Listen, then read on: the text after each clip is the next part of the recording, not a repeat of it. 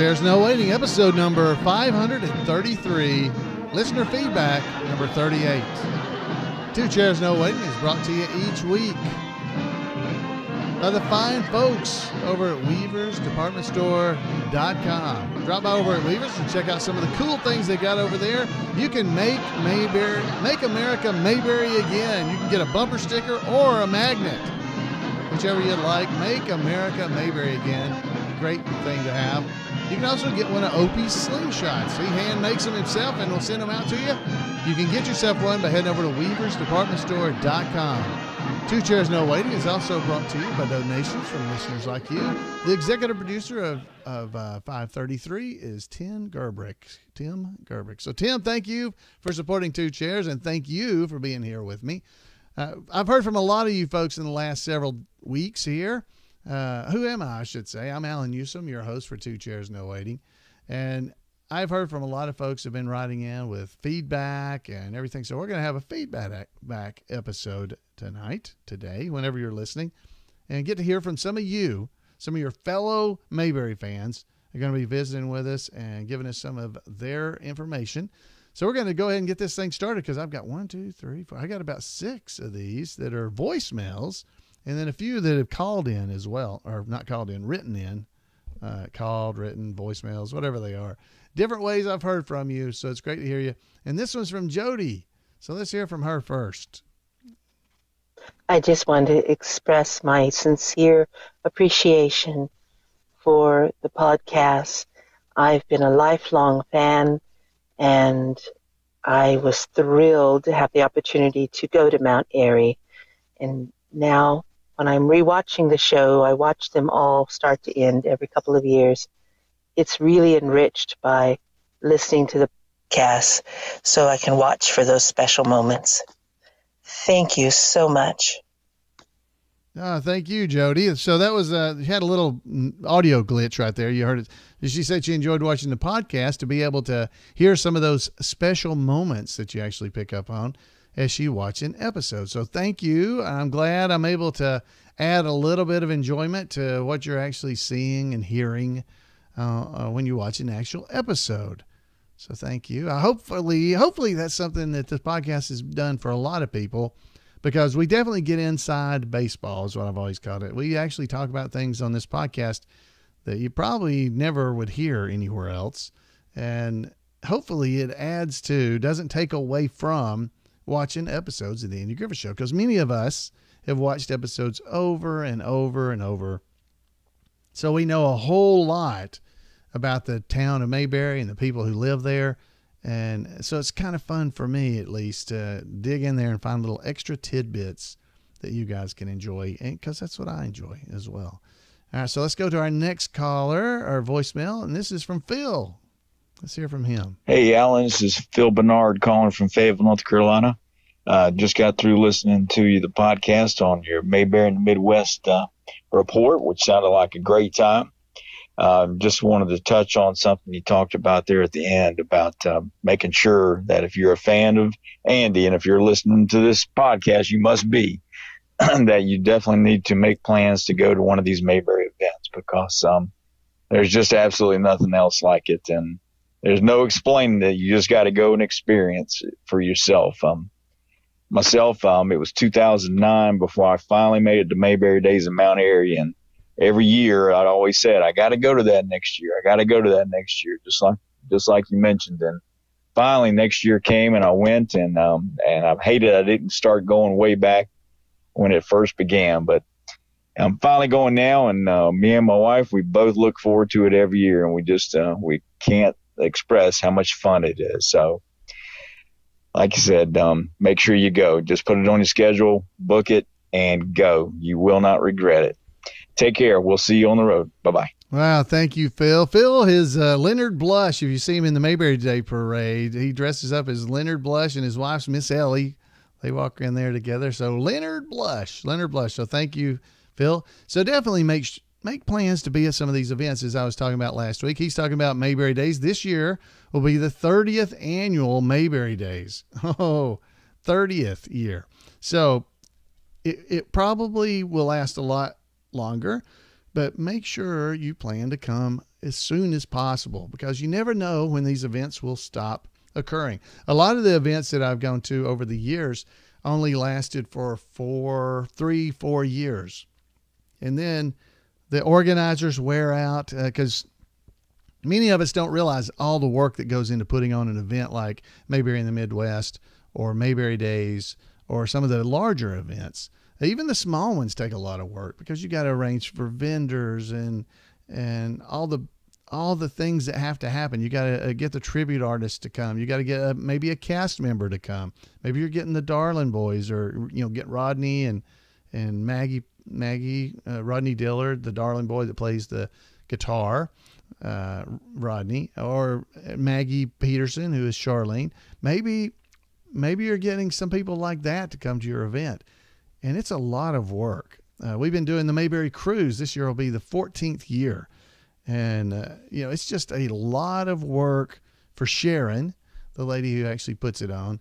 A lot of work to get all that done. So it kind of just burns you out after a while. So hopefully, let's pray for them and say that it don't burn out. And let's just hope all these events just continue to happen, because, wow, there's so much Mayberry fun out there, like Phil was talking about.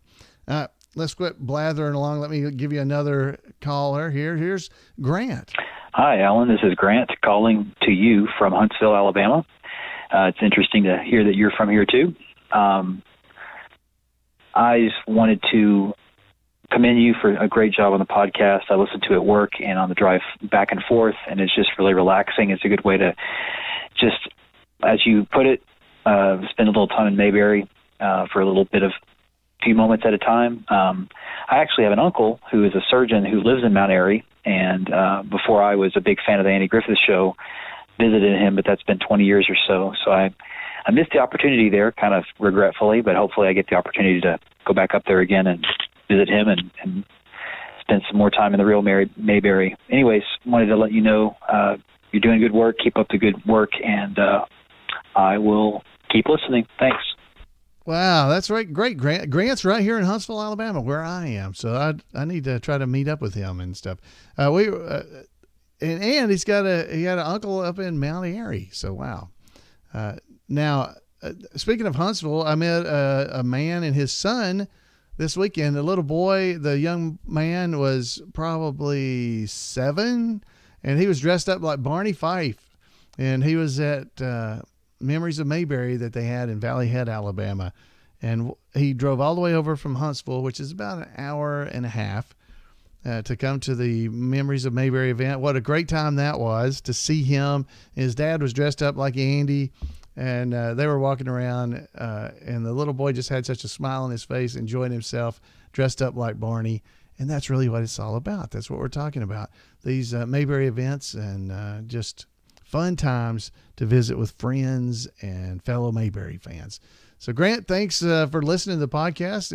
It's really neat you get to do that here in Huntsville. Maybe we can meet up and go out to lunch or something someday. All right, so next up, let's hear from Darren.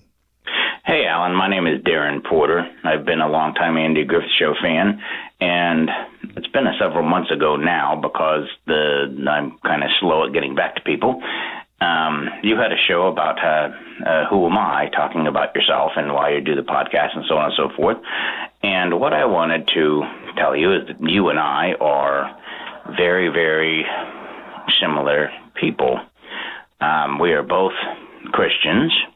We are both pretty much the exact same age. We're both big Andy Griffith Show watchers, which means that unless you're a prodigy child, you were an Andy Griffith Show watcher of the reruns and not the original series when it came on.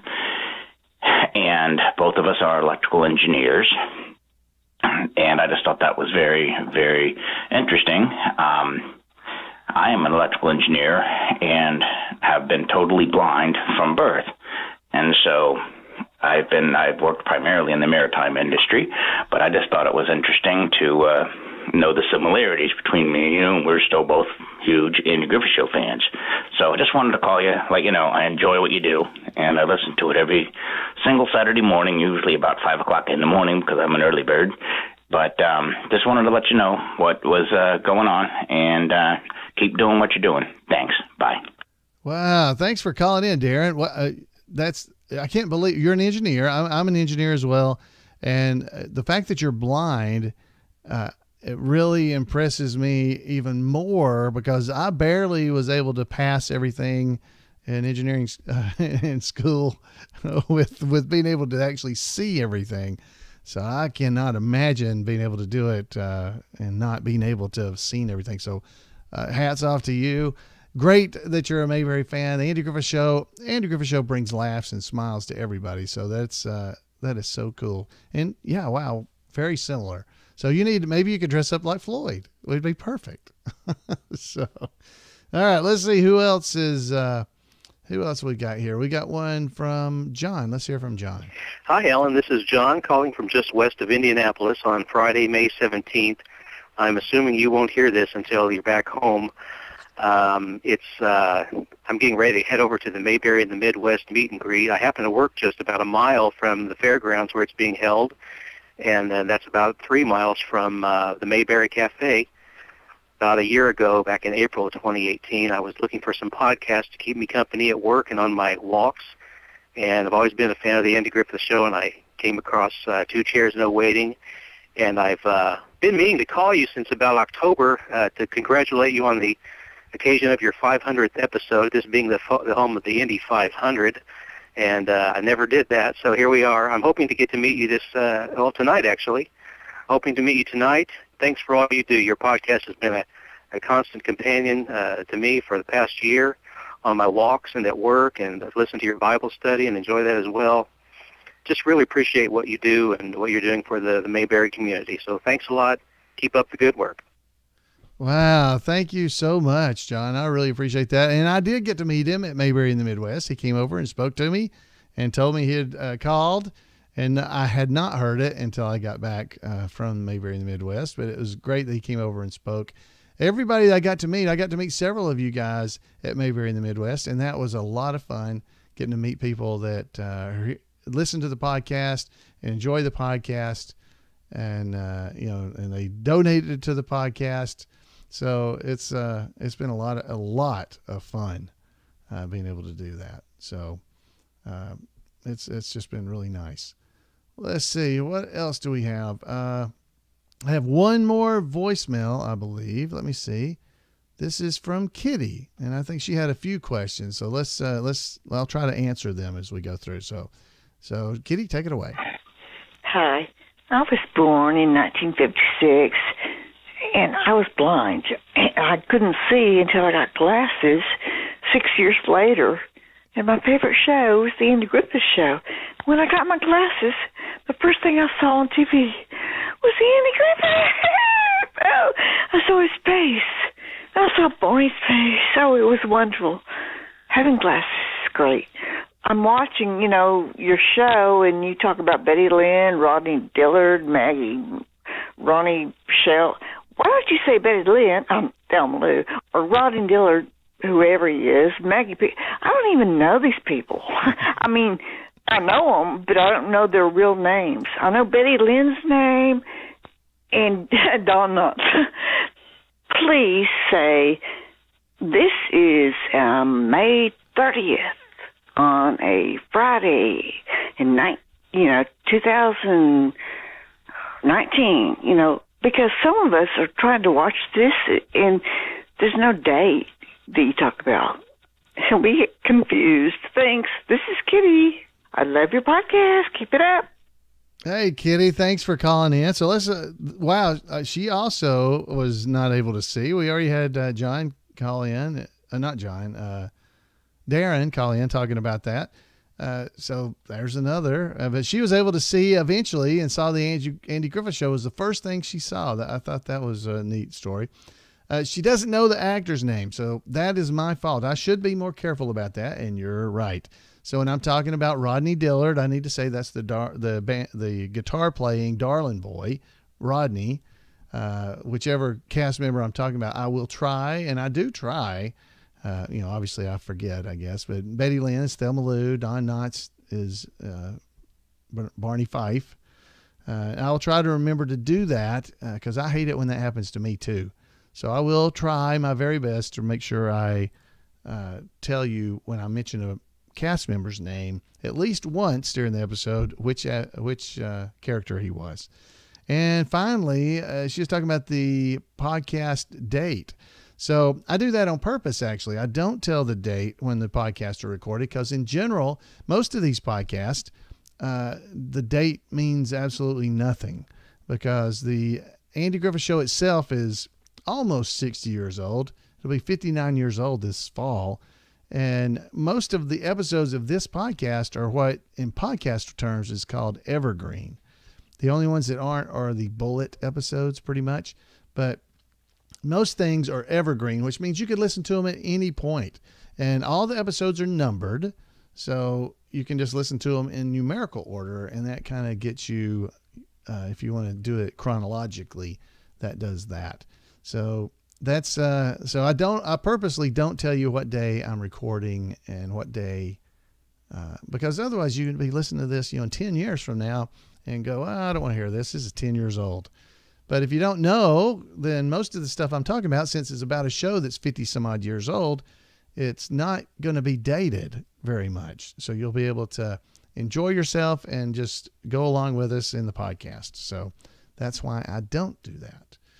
All right. So I believe that's all the voicemails I have. And I mentioned, guys, cruise. I mentioned about the cruise to Mayberry 14 is coming up, and Ronnie Shell, that was Duke Slater on Gomer Pyle, and he was on the Andy Griffith Show in a few episodes as well. He'll be joining us for the Mayberry Cruise. So if you have not done that, go to allaboutcruisesnc.net and get a ticket. Let's go. Come with us. You'll enjoy yourself. It's a great fun day. We're going on the cruise to Nassau and Half Moon Cay in the Bahamas and have days at seas.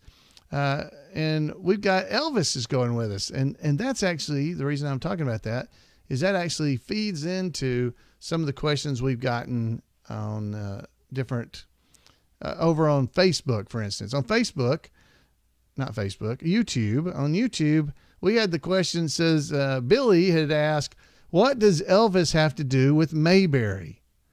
Or the Andy Griffith Show, and why is he at Mayberry Days in Mount Airy? And can somebody answer this question for me? His name's William, Billy. And he's talking and referring to episode number 531, the e-bullet from May 2019. And what I wrote back to him, which is partially the answer, Andy and Elvis appeared together several times during their careers, with Elvis actually being Andy's opening act. I don't know if you guys knew that, but he was actually the opening act for Andy. And plus there was a song one time called Elvis and Andy by Confederate Railroad, and our own Mayberry deputy, David Browning, was in that video. So that's a loose tie-in for Elvis and Andy Griffith. The real truth of the matter is the Elvis impersonator that's at Mayberry Days is Michael Hoover. And Michael loves the Andy Griffith Show. And he happened to be in the Mount Airy area probably 16, 18 years ago, a long time ago. And he was coming through during Mayberry Days, and he offered his services to perform as Elvis at the event, just coming through and said, hey, I'll be glad to do something. So they let him sing the national anthem and some stuff that first year. And then they got him an actual show during Mayberry Days. He's a huge fan of the Andy Griffith Show and just wanted to be a part of it all. And, a lot of Andy Griffith fans love Elvis as well. They're Southerners and everything. So there's just that tie-in there, I believe. There's not a direct tie-in, but we live with it. We also have on the cruise, that's where I was going earlier, talking about the Mayberry Cruise. We have Wayne Eulis, the husband of Sharon Eulis, who actually owns All About Cruises, who puts on the cruise. He's a Elvis tribute artist as well. So he goes with us on the cruise. And there are people that come on the cruise just to go see Elvis. So, we'll take people however we can get them attending some of these events. So that's what we do. Let's see. We had some other emails. over here. Oh, we had one reference to episode number 528. And 528 was where we were talking about Sarah. Where was Sarah? Because I don't know if you remember that episode, but we were discussing the fact that Sarah was not around when Mr. Tucker was trying to use the phone because it was on the party line, right? So there was questions about, well, how is there a party line? Because, and Sarah must have been around because when Gomer called, this is Billy again, same fellow Billy is making this comment. He says, when Gomer called Sarah, he had her home phone number. So obviously it works like 911. So she can then call the fire department or the sheriff. And that's why he said, give me the sheriff, Sarah. So maybe that's the reason. So anyway, that was Billy's thinking of that. There was also some information about in the bullet. We were talking in the bullet episode, number 531. Richard wrote in to say Howard McNear, talking about Floyd the Barber, that's Howard McNear, was also in a radio show called Rogers of the Gazette. You know, we were talking about him being on some radio, like he was Doc on Gunsmoke. Parley Bear can be heard on this show as well, Rogers of the Gazette. Will Rogers Jr. is the star of the radio show, and Georgia Ellis, the first Miss Kitty, plays the part of his secretary. The show reminds me of the Andy Griffith Show, and I feel this radio show just may have helped influence the creation of the latter, the later Andy Griffith Show on television. I've never read this, but after listening to some of the episodes of Rogers of the Gazette, it certainly makes me think that this just may be the case. Has anyone else ever noticed the two shows? So Richard also said the name of the town is different. I think it's spelled Elyria, which is a made-up town somewhere in the rural part of the United States. So that's where it was. So Rogers of the Gazette. Howard McNear was in that radio drama as well. Now, speaking of radio dramas, I'm going to hold off on any more feedback, but we have a lot more. A lot of you folks have written in, and I really appreciate you writing tons of stuff on YouTube where people are making comments about different episodes of the podcast, and I really do appreciate that a lot. But we're going to head on now to hear from Randy Turner for This Week in Mayberry History, where we're going to talk a little bit more about old-time radio. Welcome to This Week in Mayberry History, a report by special correspondent Randy Turner of the Gomer and Cooper Pyle Comic Book Literary Guild of the Mayberry Historical Society. The great Norris Goff was born on May the 30th, 1906 in Cove, Arkansas. Norris appeared in a single episode of The Andy Griffith Show, but he had a much larger influence on the series than a single appearance. Nicknamed Tuffy, Norris's family moved to nearby Mena, Arkansas when he was 5. He became lifelong friends with another boy who was born and raised in Mena, Chester Locke. By the time the two were in high school, they had developed reputations as comedians, performers, and class clowns. Norris's father operated a wholesale general merchandise warehouse business that serviced country general stores in several counties. Theoretically, to learn the family business, Norris visited many of these small stores while in high school, though in reality he spent much of his time talking to the local old-timers around pot-bellied stoves. Norris and his friend Chester both attended the University of Arkansas. They developed an act they performed in blackface, a common practice in entertainment at the time.